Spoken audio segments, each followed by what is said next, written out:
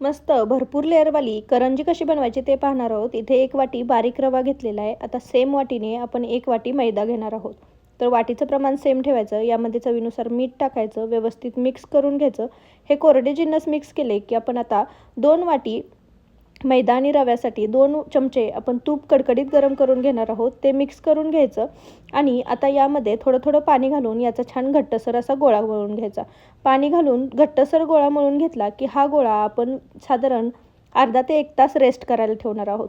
आता गोळा कसा मळून घ्यायचा, त्यानंतर तो रेस्ट केल्यानंतर तो परत मऊ कसा करायचा, हे सगळं मी डिटेल व्हिडिओमध्ये दाखवलेलं आहे।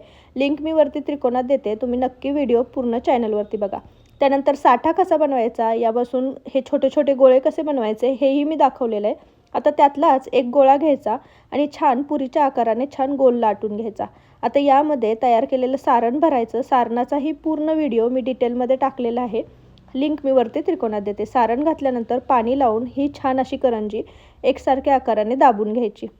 आता करंजी दाबून घेतली की तेल गरम करायचं आणि यामध्ये ही करंजी छान कुरकुरीत होईपर्यंत तळून घ्यायची।